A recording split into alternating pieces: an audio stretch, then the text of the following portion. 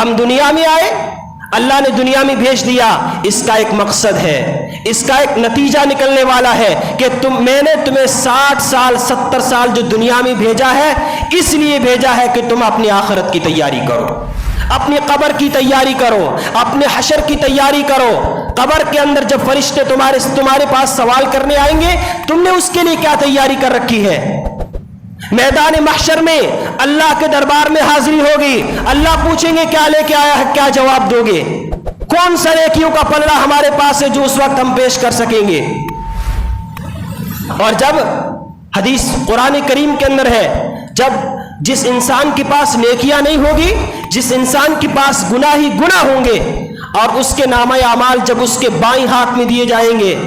اور اس کی تمام برائیاں اس کے سامنے ایک ایک کر کے پیش کر دی جائے گی، اس کا دفتر، اس کا نیکیوں کا اور خطاؤں کا پلڑا اور دفتر اس کے سامنے پیش کیا جائے گا۔ قرآن نے کہا، قرآن کہتا ہے جب انسان ان گناہوں کو دیکھے گا، ان خطاؤں کو دیکھے گا، ان چھوٹی چھوٹی غلطیوں کو دیکھے گا، بدماشی کو دیکھے گا، عریانیت کو دیکھے گا، فضول خرچی کو دیکھے گا، تمباکو کو دیکھے گا، شراب نوشی کو دیکھے گا، اس وقت کہے گا ما لہذا الکتاب، ما لہذا الکتاب، چلا اٹھے گا ما لہذا الکتاب، یہ کیسا نامہ اعمال ہے، لا یغادر صغیرۃ ولا کبیرۃ الا احصاها، نہ چھوٹے گناہ کو چھوڑا، نہ بڑے گناہ کو چھوڑا، نہ ایک چھوٹی سی ظلم کو چھوڑا ہے، نہ کسی کی چوری کو چھوڑا ہے، نہ کسی کے ظلم و زیادتی کو چھوڑا ہے۔ ما لہذا الکتاب لا یغادر صغیرۃ ولا کبیرۃ الا احصاها ووجدوا ما عملوا حاضرا، ان تمام کو اپنے سامنے حاضر پائے گا۔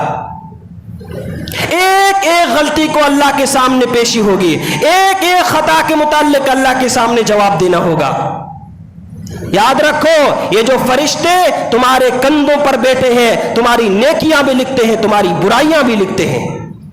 انسان ہمیشہ اپنے ذہن کے اندر ایک بات بٹھائے رکھے، میں گناہ کر رہا ہوں، یہ فرشتہ لکھ رہا ہے، میں نیکی کر رہا ہوں، فرشتہ لکھ رہا ہے۔ غافل نہ رہے، جب تجھے دنیا کے لوگ نہیں دیکھ رہے ہیں، تو زنا کر رہا ہے، تیرا باپ تجھے نہیں دیکھ رہا ہے، تیرے رشتہ دار تجھے نہیں دیکھ رہے ہیں، تو لوگوں کی نگاہوں سے اوجھل ہو کر زنا کر رہا ہے۔ یاد رکھ، ایک اوپر کا کیمرہ چالو ہے جو ہر وقت تجھے دیکھ رہا ہے۔ تیرا باپ لکھے گا نہیں، تیرے رشتہ دار نہیں لکھیں گے، لیکن جس رب نے تجھے پیدا کیا ہے وہ تیری ایک ایک غلطی کو لکھ رہا ہے کہ قیامت کے دن تجھے جواب دینا ہے۔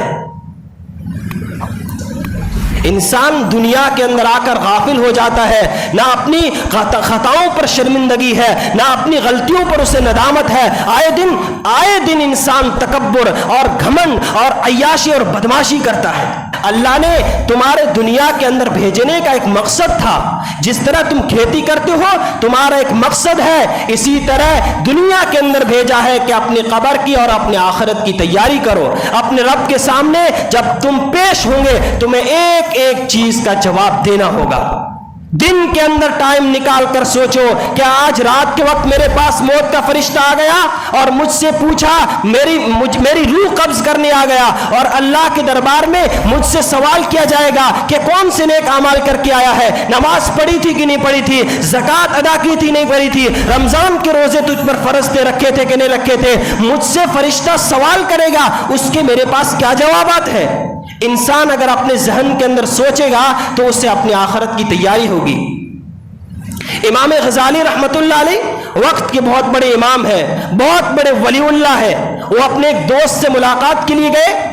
تو دیکھا کہ دوست کے دروازے پہنچے ہیں کہ دوست اندر سے چلا چلا کر گھر والوں کو کہہ رہا ہے کہ میری تلوار کہاں ہے، میرا فلاں گھوڑا کہاں ہے، میرا فلاں سواری میری کہاں ہے، میری فلاں ڈھال کہاں ہے، فلاں میرا قیمتی جوڑا کہاں ہے، گھر والوں کے سامنے لڑائی جھگڑے کر رہا ہے۔ امام غزالی رحمت اللہ علیہ نے دروازے پر دستک دی، سلام کیا، اندر داخل ہوئے تو کہا کہ دوست کیا بات ہے، تم چلا چلا کر کیوں گھر والوں سے بات کر رہے ہو، کون سا فلاں جوڑا، کون سا فلاں سواری، کون سے فلاں نے تمہارے ہتھیار، کیوں چلا چلا کر بات کر رہے ہو؟ تو امام غزالی رحمت اللہ علیہ کا دوست کہنے لگا کہ یار آج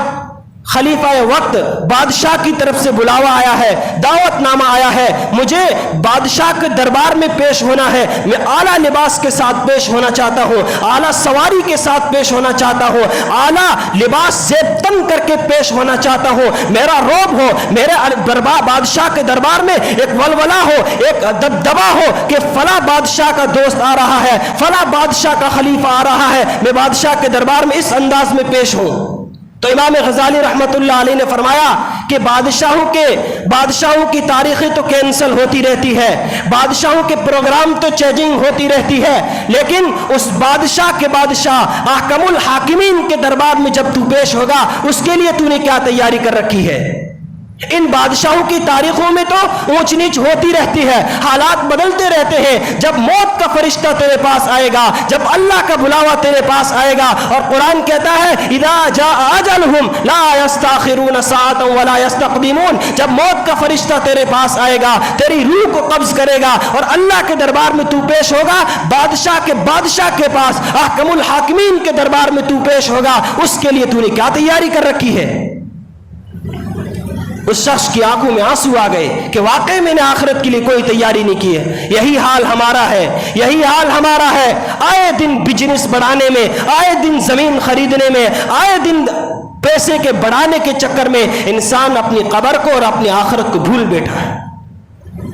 हमने कभी ये नहीं सोचा है कि जब मेरे पास अल्लाह का बुलावा आएगा, मैं अल्लाह के दरबार में पेश होऊंगा, अल्लाह के फरिश्ते मुझसे भी सवाल करेंगे क्या लेके आया है, तो मैं उस अल्लाह के दरबार में क्या जवाब दूंगा।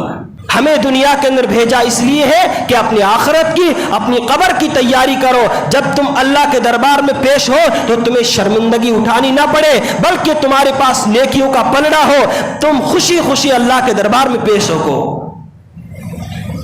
और अगर इसी तरह बदमाशी करते रहे, इसी तरह हम नाफरमानियां करते रहे और दुनिया के चक्कर में, पैसे के कमाने में, दुनिया की लालच में, जमीनों के झगड़ों पर इसी तरह जिंदगी गुजारते रहे, तो ना आपको कयामत के दिन जमीन काम आनी है, ना पैसा काम आना है, ना दौलत काम आनी है, ना औलाद काम आनी है। अगर काम कयामत के दिन आने वाली चीज है तो नेक आमाल है जो आपको कयामत के दिन जन्नत में दाखिला करा सकेंगे। अगर नेक आमाल किए होंगे